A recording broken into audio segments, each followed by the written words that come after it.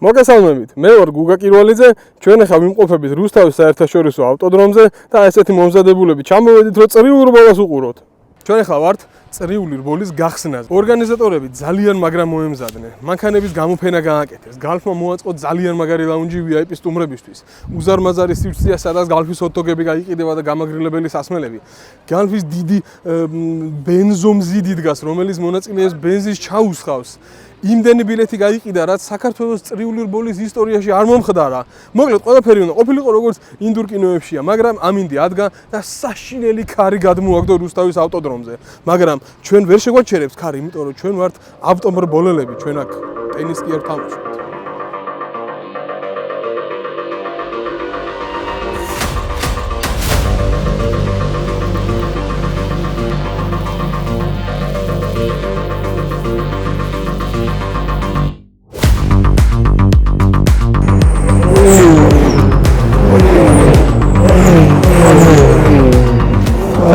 ეს არის გიორგი ბეჟიტაშვილი, ეგრეთ წოდებული ქვეწარმავალი, რომელიც არის რამდენიმე გზის საქართველოს წრიული რბოლების ჩემპიონი და უფრო მეტ გზის დამარცხებული.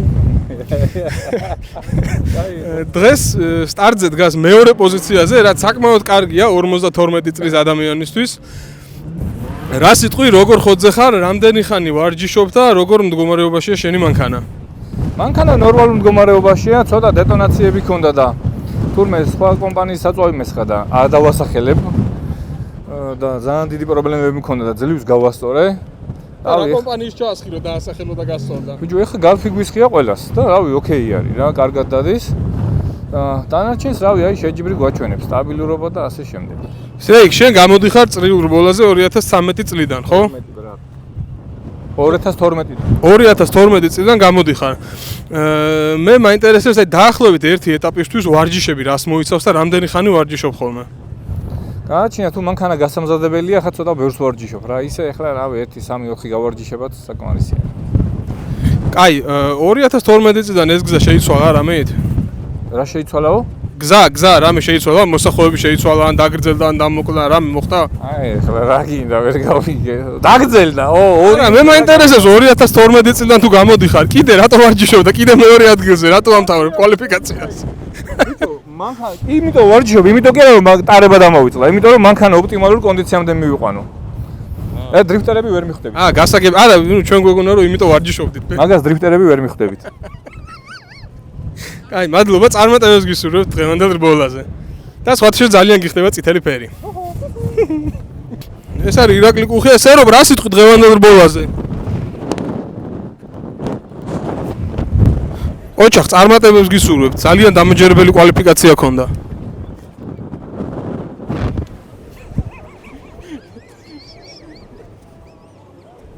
ცხადაზე არ არის, ამ გრიდში ვერ მოხდა ცხადაზე? აგერ არის. აი, ცხადაზე აგერ არის. ხო, ვედა.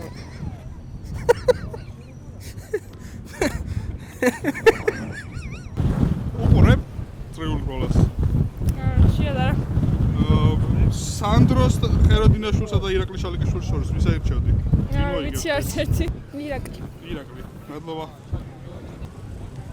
გამარჯობა. ირაკლი შალიკაშვილი თუ სანდრო ხეროდინაშვილი? შალიკაშვილი. გოგიძე არის ყველაზე საშიში და ესე იგი. მოდი, ნახე. რაღაცა დრიფტზე უნდა მომეყოლა და ესე ეგრევე შემოვიკრიფეს ასტავი აქ. გოგიძე, შენთან გვეკითხვა, რატო ჯობია დრიფტი წრიულ რბოლას დაასახელეს სამი მიზეზი.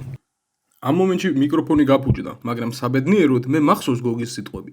ვციტირებ. რა თქმა უნდა, კირვალ, დრიფტი ბევრად მაგარია ვიდრე წრიული რბოლა. 2012 წლის მერე ერთი და იგივე წრეზე დადიან ერთი და იგივე მოსახლეობებში, ერთნაირი ნელი მანქანებით. დიდი ამბავია ხა, ვინ გაასწრებს, ერთი თუ მეორე მანქანა. ერთი სული მაგ მორჩეს ეს ყველაფერი და 10 მაისს მოვიდე ყველაზე მაგარ ჩემპიონატზე საქართველოში, GDC-ზე, სადაც იქნება კვამლი, ძალიან მაგარი მანქანები და დაუნდობელი რბოლა. სერიოზული კითხვა მაქვს რა. დაახლოებით რა დროს ხარჯავთ ხოლმე ვარჯიშზე, როცა ემზადები წრიული რბოლისთვის? არც ერთ წამს.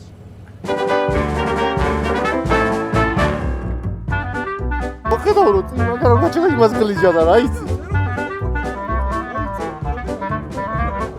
წრიული რბოლა შედგება 12 წრისგან, წელს დაამატეს კიდე 2 წრე, შარშან იყო 10. ჩემი გამოცდილებით თუ ძალიან მომზადებული და ნავარჯიშები არ ხარ, ეს 10 წრეც საკმაოდ დამღლელი იყო ხოლმე, კომპაქტითაც და ლეგენდით მით უმეტეს და კიდე 2 წრის დამატება საკმაოდ გამოცდა იქნება მანქანებისთვისაც და ბოლელებისთვისაც და საინტერესო ის არის რომ შარშან ყოველ შემთხვევაში ეგრე იყო და წელსაც დიდი ალბათობით ეგრე იქნება. პირველი რბოლა რო დამთავრდება, პირველი 8 პოზიციის რევერსი იქნება. ანუ პირველ ადგილზე ვინც გავა პირველ რბოლაზე, მეორე რბოლაზე დაიწყეს მეორე პოზიციიდან. ან შეიძლება არ იყო ეგრე და მე მოვიგონი ამ წელს, მაგრამ ყოველ შემთხვევაში რაღაცა რევერსი აუცილებლად იყო და დარწმუნებული ვარ რომ ეხაც იქნება რაღაცა რევერსი. ეხლა ვდგავართ პირველ მოსახოვთან, რაც არის ყველაზე მნიშვნელოვანი წრიულ რბოლაში, იმიტომ რომ დააიღეს სტარტი, იმიტომ რომ ყველა ერთად ეტანება ამ მოსახოვში და ყველაზე საინტერესო ის არის რომ თუ ჩემნაირი ან ცხადაბერიძისნაირი კაცი დგას უკან, შეიძლება კატასტროფა მოხდეს.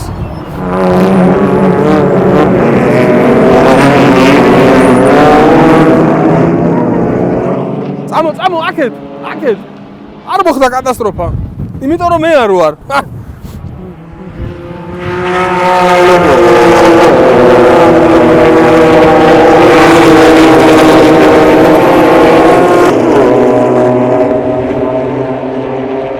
საეჭვოდ მშვიდობიანად ჩაიარა პირველმა მოსახოვმა. A few moments later. ჩემი კაი, რა გააკეთეთ? რა მოხდა ბიჭო? სნეიქამ შეანელა?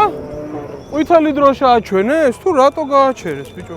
უნდა გადავახვიოთ ლაივში რა მოხდა ვნახოთ. სნეიქამ აშკარად შეანელა. შეიძლება ყვითელი დროშა იყო და ვიღაცა ვერ მიხვდა რომ შეანელა და დაეჯახა მე. აი აქ დროშა უნდა ჩანდესა. ამანაც შეანელა, დროშა აჩვენეს ვითომ? მოკლედ, ძალიან ცუდი ინციდენტი მოხდა, ბევრი მანქანა დაიმტო ერთად. რატო მოხდა, ვერ დავინახეთ. ფაქტია, რომ რასაც უყურებდით, წინ სნეიქა და თავართხილაზე, არ ვიცი, რომელიღაცა სნეიქა უეჭველი შენელდა, დიდი ალბათობით დროშა იყო იქით ყვითელი. და უკან მანქანები წასასვლელი აღარ ქონდათ, მაგ ადგილას არ ელოდებოდნენ შენელებას და ვასკა მიყვებოდა სნეიქას, გვერდზე გამოვიდა და მერე უკვე აიზილდნენ. ნუ ძალიან ცუდი ფაქტია. აღსანიშნავია, რომ ცხადაძე გაერია ამ ამბავში და ყველაზე მაგრად ცხადაძე დაიმტრა. ნუ, რავი, ბევრი მანქანა ისე არის დამტრეული, რომ სამწუხაროდ ვერ გააგრძელებენ რბოლას და ძალიან დასარანია, რა თქმა უნდა, ესეთი ამბავი. თავარი ის არის, რომ ყველა კარგად არის და ალბათ რბოლა გაგრძელდება, მაგრამ დასანანია რომ 1-5-6 მანქანა გამოითიშება ამ ამბავს. მაგრამ რას ვიზავთ? ავტოსპორტი ეგეთია. სამწუხაროდ. ესე იგი, გავარკვიეთ რა მომხდარა.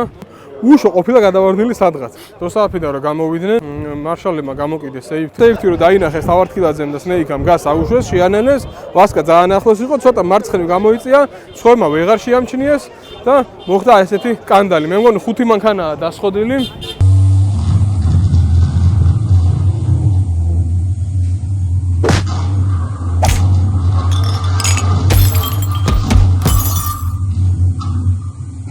ეხა პირველი რბოლა უნდა გაგრძელდეს ჯერ და მერე გადავალთ მეორე რბოლაზე. იმედია რომ ყველაფერი მშვიდობიანად ჩაივიდა. უშო. რა კენი?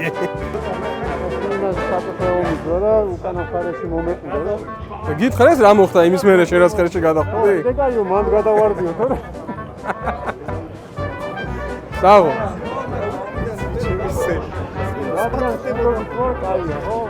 გილოცა.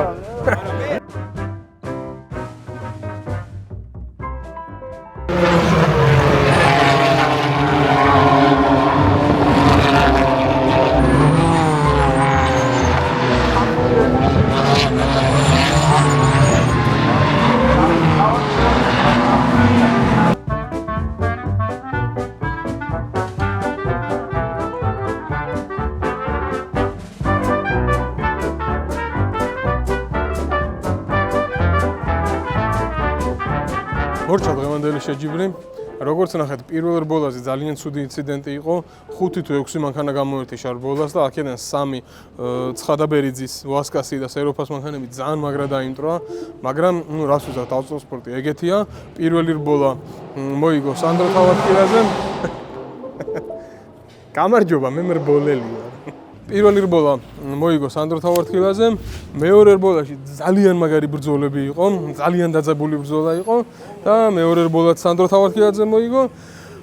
შემდეგი ეტაპი წრიული რბოლის იქნება 31 მაისს, მაგრამ 31 მაისამდე თუ არ იცით რა აკეტოთ, საკმაოდ საინტერესო რაღაცეები იქნება.